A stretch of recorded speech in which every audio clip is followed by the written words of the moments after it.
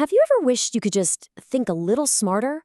Not just know more stuff, but actually upgrade the way your mind works? Well, one psychologist, Richard Nisbett, he believed we all could. And he spent his entire life building the toolkit to make it happen. This is the story of his incredible quest. And listen, this isn't just some abstract academic theory. Nisbett's talking about the real-world cost of fuzzy thinking. I mean, the misjudgments that literally cost us money, opportunities, maybe even relationships. The stakes for thinking clearly? Yeah, they're way higher than we probably realize.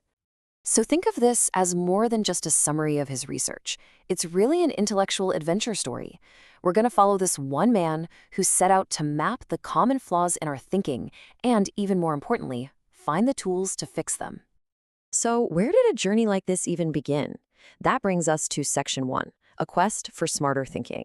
For Nisbett, it all started when he was young, with this just powerful sense of curiosity about the world around him, and the even stranger world inside his own head. You know, this idea of wanderlust is the perfect way to describe his career. Nisbett basically treated psychology like one big expedition. He was always exploring these uncharted territories of the human mind, always wondering what was just over the next intellectual hill. All right, let's dive into Section 2, the mind's hidden influences, because the first major discovery he made on this expedition is, well, it's a little unsettling. Turns out, we're often complete strangers to ourselves. We tell ourselves these great stories about why we do what we do, but the real reasons are often totally hidden from our own view. Let's look at a personal story from Nisbett himself. So he was really struggling with insomnia, and he takes what he's told is a sleeping pill. But that night, his insomnia was worse than ever. So what happened? Well, the pill was just a placebo, a sugar pill. His brain, though, it invented a story. Wow, if even a powerful pill can't help me sleep, I must be incredibly anxious.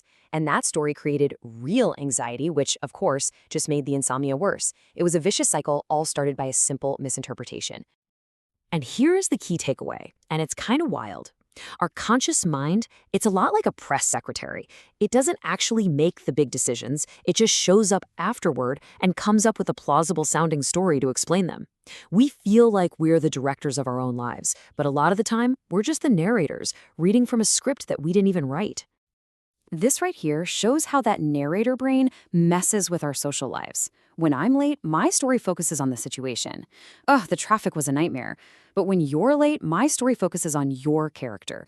He's just so disorganized. This is called the fundamental attribution error, and it's a core cognitive bias Nisbett helped put on the map. So from these individual biases, Nisbett's quest kind of zooms out.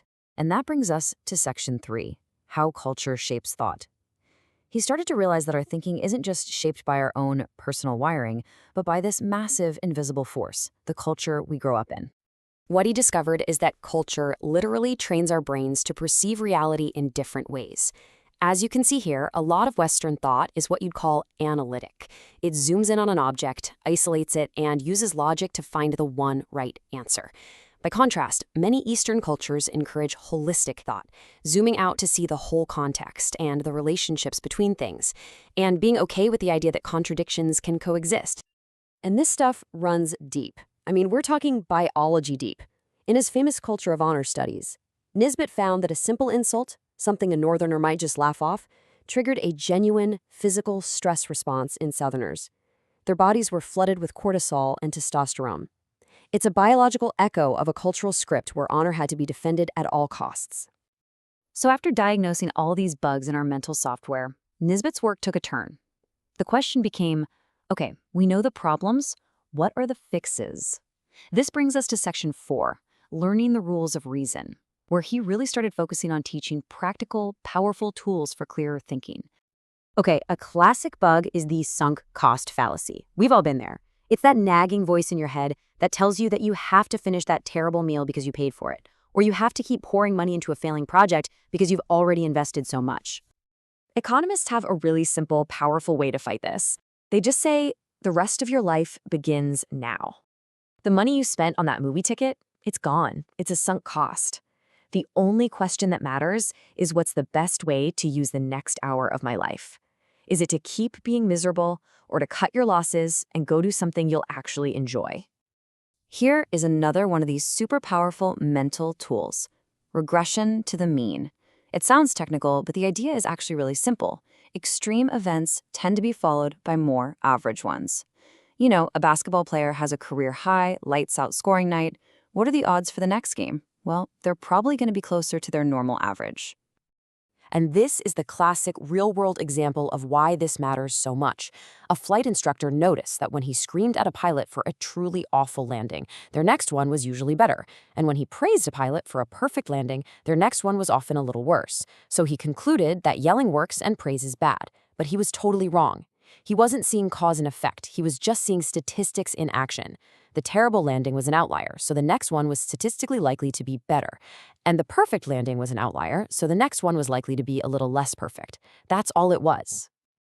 So all of these tools for thinking better, they all led to the final and maybe the most profound chapter of Nisbet's work. Section 5, our malleable intelligence. He basically took everything he'd learned and aimed it at one of the biggest questions there is.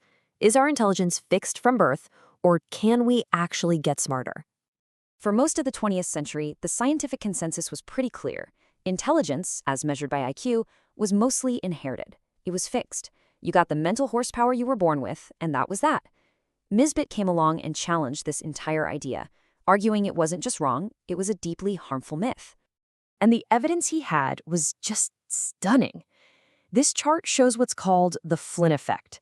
It's the simple fact that average IQ scores have been going up steadily, generation after generation, all over the world.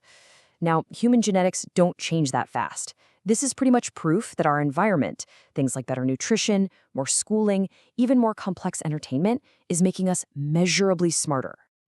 And this quote right here, this gets to the absolute heart of his argument. Heritability does not mean unchangeable. Think about height. Height is highly heritable, right? But average heights have gone up dramatically because of better nutrition. Nisbet argued that intelligence works the exact same way. Our genes might set a potential range, but it's our environment, our education, and our own effort that determine where we actually land within that range. And that, of course, brings us right back to you. The ultimate message of all of Richard Nisbet's work is one of pure empowerment. Thinking isn't a fixed trait that you're just born with. It's a skill. It can be taught, it can be practiced, and it can be improved. He spent his life building a toolkit to help us all do that. So the only question left is, which tool are you going to pick up first?